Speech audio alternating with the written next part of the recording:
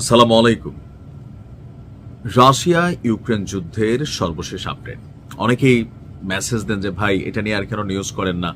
আসলে এই যুদ্ধ কি আদৌ শেষ হবে? আমরা অনেকেই ধারণা করছিলাম যে 2025-এর মধ্যে এই যুদ্ধ শেষ হবে, কারণ 2025-এর জানুয়ারিতে যখন মার্কিন প্রেসিডেন্ট ডোনাল্ড ট্রাম্প ক্ষমতা গ্রহণ করে তখনই আমরা আজ করতে পারছি যে যুদ্ধটা শেষের দিকে, কারণ ডোনাল্ড ট্রাম্প এই যুদ্ধকে সাপোর্ট করছিলেন না। কিন্তু ইউরোপীয় ইউনিয়নের জার্মানি থেকে শুরু করে বেশ কয়েকটি দেশ এত শক্তভাবে, আবার ইউরোপীয় ইউনিয়নের বাইরে যুক্তরাজ্য থেকে শুরু করে আরো কিছু দেশ, তারা এতটা শক্তভাবে ইউক্রেনকে ব্যাকআপ করেছে, এমনকি দিন শেষে একদম বছরের শেষ প্রান্তে এসে আমেরিকার প্রেসিডেন্ট ডোনাল্ড ট্রাম্প তিনি নিজেও আপনার ইউক্রেন প্রেসিডেন্ট জেলির পাশে এক ধরনের দাঁড়িয়েছেন। সর্বশেষ যে যুদ্ধ বন্ধ করার জন্য যে শর্ত, সেখানেও কিন্তু রাশিয়ার জয়ের জায়গাটাই মেকশিওর হয়ে গেছিল, কিন্তু শেষ হয় নাই। এর মাঝখানে স্পর্শকাতর এক ঘটনা ঘটছে, যেটা নিয়ে জেলির বাসভবন যে কোনো সময়ে পুতিন উড়াই দিতে পারে। কেন? একটি ইউক্রেনীয় ড্রোন রুশ প্রেসিডেন্ট ভ্লাদিমির পুতিনের যে বাসভবন, অর্থাৎ পুতিন কাকু রাষ্ট্রীয় যেই ভবনে ঘুমায়, সেই ভবনে লক্ষ্যবস্তু করেছিল আঘাত করার জন্য। আর এটা আসলে সেখানে আঘাত করতে পারেনি, কারণ পুতিনের বাসভবনকে স্পেশাল নিরাপত্তা দেওয়া হয় যে কোনো হামলা থেকে।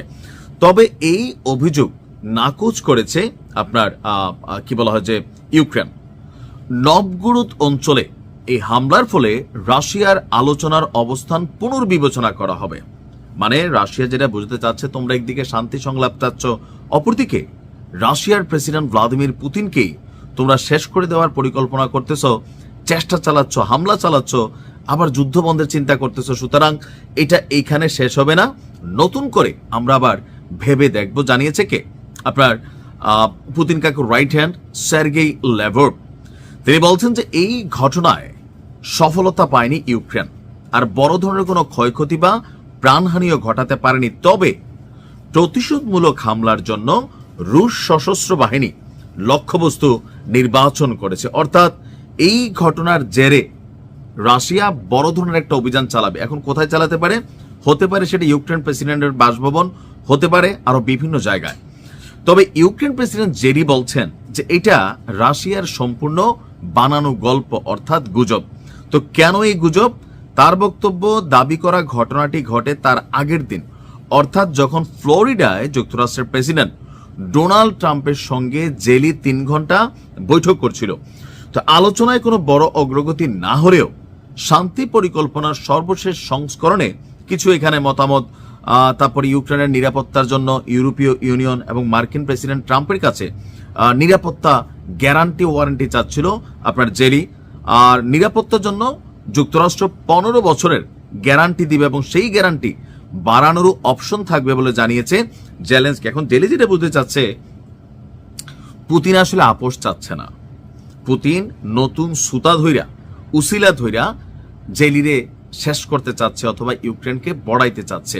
আর এই জন্য এই ধরনের একটা স্পর্শকাতর অভিযোগ আনা হয়েছে আপনার ইউক্রেনের বিরুদ্ধে, যে পুতিনের বাসভবন লক্ষ্য করে তারা ড্রোন হামলা চালাইছে।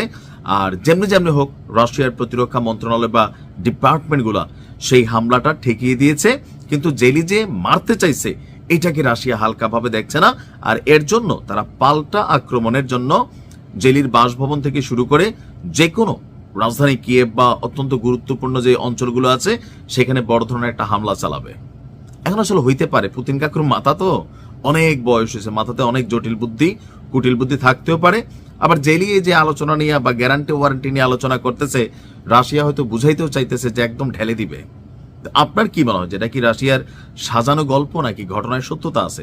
তবে আমার মনে হয় সত্যতা আছে, কারণ ইউক্রেনে এর আগে রাশিয়ার অভ্যন্তরে বেশ কিছু ঘটনা ঘটাইছে, অনেকে মারাও গেছে।